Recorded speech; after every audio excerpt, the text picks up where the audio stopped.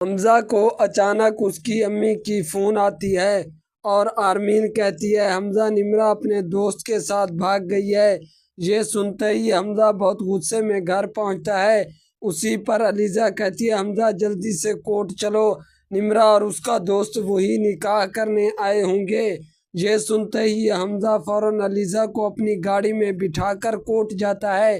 Court پہنچ کر وہ سامنے نمرہ کو روتا ہوا دیکھ کر پریشان ہوتا ہے۔ وہ اس کے پاس جاتا ہے تو نمرہ روتے روتے کہتی ہے میں اپنے دوست سے نکاح کرنے آئی تھی، لیکن اس نے مجھ سے جھوٹا نکاح کیا اور میرا سارا پیسہ لے کر بھاگ گیا۔ یہ سنتے ہی حمزہ غصے میں کہتا ہے دیکھنا میں اس لڑکے کو زندہ نہیں چھوڑوں گا۔ حمزہ علیزہ اور نمرہ کو لے کر گھر آتے ہیں۔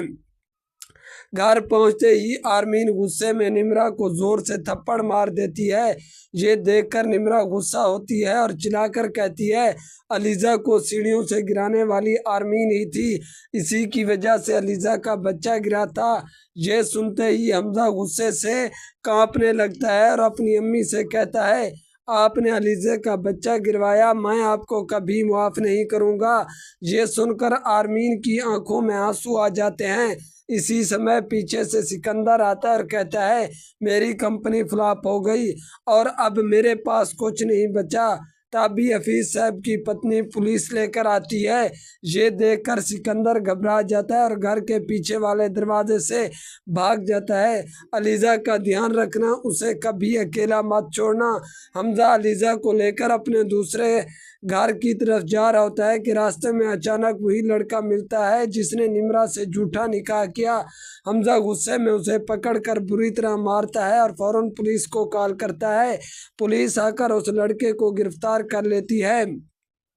حمزہ اور علیزہ اپنے دوسرے گھر پہنچ جاتے ہیں۔ کچھ سمے بعد جیسے سکندر کو یہ بات پتہ چلتی ہے، وہ موقع دیکھتے ہی حمزہ کے دوسرے گھر پہنچ جاتا ہے۔ سکندر حمزہ سے کہتا ہے مجھے حنان نے بتایا کہ علیزہ اور اس کی منگنی ہوئی تھی اور علیزہ آج بھی حنان سے چپکے چپکے ملتی ہے۔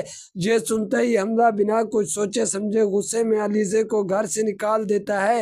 ادھر سکندر اس موقع کا فائدہ اٹھاتا ہے۔ وہ اپنے ایک دوست کو کال کر کے کہتا ہے مجھے علیزہ کو کڈنیپ کروانا ہے، تم آدمی لے کر حمزہ کے گھر والی سڑک پر پہنچ جاؤ۔ علیزہ اکیلے گاڑی چلا رہی ہوتی ہے، تب بھی اچانک سکندر کے آدمی اس کی گاڑی کے آگے آتے ہیں۔ وہ علیزہ کو پکڑ کر اپنی گاڑی میں ڈال لیتے ہیں۔ علیزہ کو ایک سنسان گھر میں لے جا کر رسیوں سے باندھ دیتے ہیں۔ علیزہ ڈر جاتی ہے لیکن اسے ایک آئیڈیا آتا ہے۔ وہ مشکل سے اپنا موبائل نکال کر حمزہ کو کال کرتی ہے اور کہتی ہے حمزہ کچھ لوگوں نے مجھے کڈنیپ کر لیا ہے۔